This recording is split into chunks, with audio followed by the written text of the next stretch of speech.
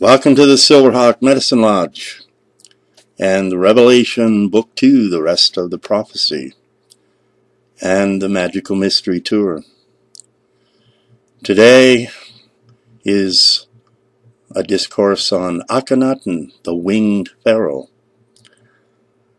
I'd first like to make an announcement that this will be my last daily discourse for a while. I'll be discoursing every Sunday with a new discourse once a week, as I have gotten the majority of the body of teaching meditations available now. We're going to slow it down just a little bit. So let's go into Akhenaton, a very important being, and I might as well reveal the fact that in kinesiological testing, it turns out that was also a previous mission of my soul, and a very important mission, one that didn't get fully completed, and I'll explain why. There are many researchers on Akhenaton, and they have a good deal of information they've dug up, digging for the truth.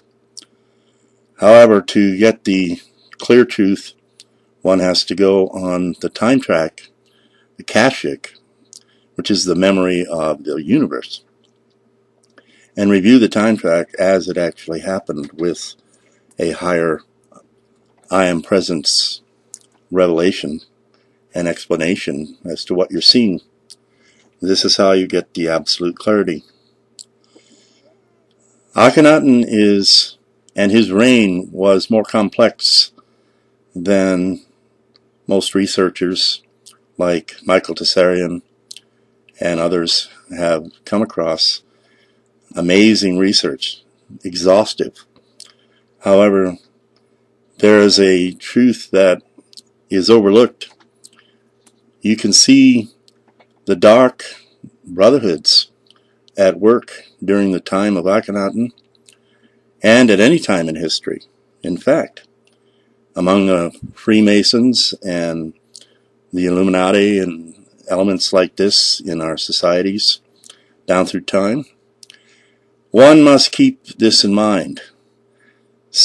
Ever since the dark controlling ETs, the extraterrestrials from other worlds, came in and seduced our world into their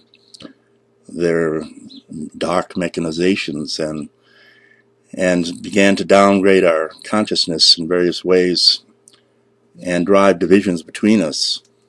We have had two brotherhoods at war on a continual basis.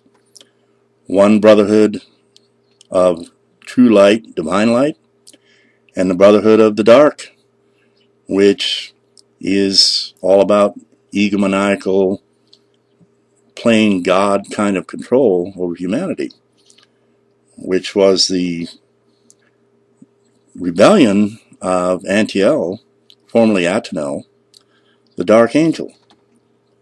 And these brotherhoods have been in conflict for influence in the world ever since. And it was true in the time of Akhenaton. There was a lighted brotherhood and a dark brotherhood, vying for control and the throne. Akhenaton was a powerful pharaoh.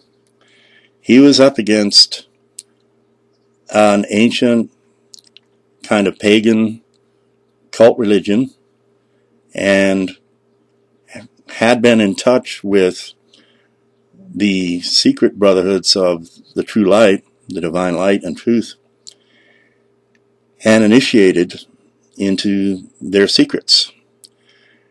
And the intent of his reign was to bring forth a golden age and true spiritual recovery for humanity. And Egypt, being the most powerful empire and nation of its day, this was around 1600 BC, this could have happened if a true spiritual recovery had occurred in Egypt. It would have spread through the world, and we would have had the dawn of a golden age. But there were, of course, huge opposing forces from the dark side of the force that were in opposition to that, and would stop at nothing to prevent it, because they would be permanently out of business.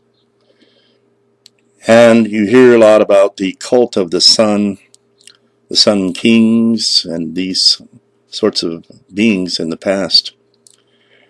And there's a mixture of light and dark teaching. Mostly you're only going to see the dark side of it. But there was a true divine teaching about the sun. And this explains what my Egyptian theme is all about, because this goes back to that time and the true purpose of that mission, that former mission.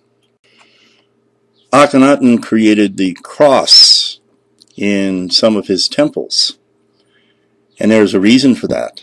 There is an ancient knowledge about the cross, and if you look at the golden wings on my site, you'll find the cross within the solar disk, and there is a reason for that. There is a divine reason, because in the true brotherhood of divine light, it was understood how the universe actually worked and was governed as a multidimensional creation. The sun was not worshipped by these people as an entity. It was the fact that it was understood that Father, Mother, God come together in a holy union of male and female energy, like unto an intercourse. And in their passion and love, a star is born. Light is created in the universe, for all light comes from the stars, the infinite suns and the central suns of galaxies. This is the union of Father, Mother, God, male and female, that brings forth this passion that gives birth to all the children called planets and all the life creations upon them. This is how the universe is created. And the cross in its most ancient universal meaning represents a trans-dimensional stargate. It is known to mean the four sacred directions by the Native Americans, and that is also true. But its most ancient meaning was as a portal through which you travel to the throne room, to the 0 point I am in the center of your being. And the same cross in the sun represents a direct communion and connection to Father, Mother, God, as they shine their light and govern their children. So this is what the cross represents, is the stargate to God, to Father, Mother, I am, creator and sustainer of the universe. And the same portal through our sun will take you to the great central sun, connect you to galactic governance, whereby all beings in the universe can be communicated with and interacted with.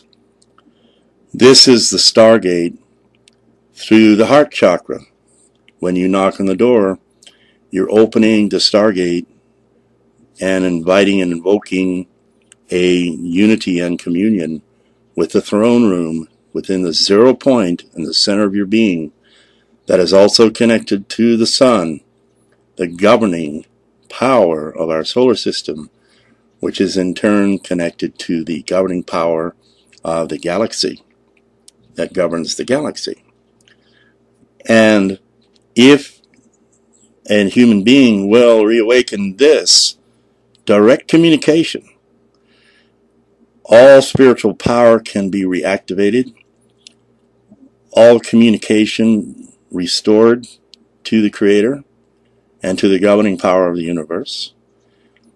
All evil, dark, deceptive mechanizations are revealed and overcome.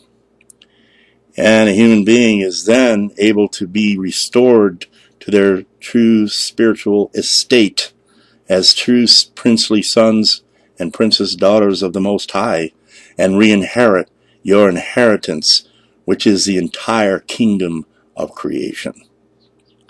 This was the true teaching of Akhenaton, and he had to effort mightily to overcome the cult-like pagan worshipping of the time, which had fallen far from its original understanding and purpose, as had the rest of the world. But you see, the dark side, the dark brotherhoods, wanted to resist all attempts to recover the spirituality of humanity so they could remain in control of humanity. And anything that threatened their dominion and their mechanizations of deception, any light that would reveal who they truly were and what they were up to, was the very enemy of their life and an enemy of their continued reign over the earth and mankind. The only way they could remain in power and remain here at all was to keep the vibration of the planet low, the spiritual power of humanity contained, and the ignorance of people had to be maintained, lest the darkness be revealed in the true light. And to go through our Stargate in the cross, through the cross of the Christ. You can call it the Stargate of the Christ because it takes you directly to 0 point source, I am, and recommunion with that source. And in that is your total empowerment and total revelation and access to all intelligence, all power, and all spirit. And if you want to see where that leads, when we have the full recovery, I have the grand tour in the Drifter Trilogy and the grand tour of that prophetic tomorrow and what humanity becomes in our full glory and our full spiritual recovery and the recovery of our Edenic world. It is so beautiful. It hurts the mind. It is so spectacular and wondrous. And this is what we're about doing now. The completion of the Akhenaton mission to usher in the golden age of full spiritual recovery and humanity's communion with Source and the source of all love and power and all creation. And the revealing of the darkness for what it is, the deceptions for what they are, and the lies for what they are, and lay them forever to rest and expel them from this very planet for all time. So, I invite you to continue this meditation and seek your own insights from Source. As in all the meditations I invite you into, for your own meditative, insightful journey. So until my next discourse, next Sunday, I bid you Amun-Ra, Namaste, Carpe Diem, seize the day. Aho, vaya con Dios, go with God, live long and prosper in love and light.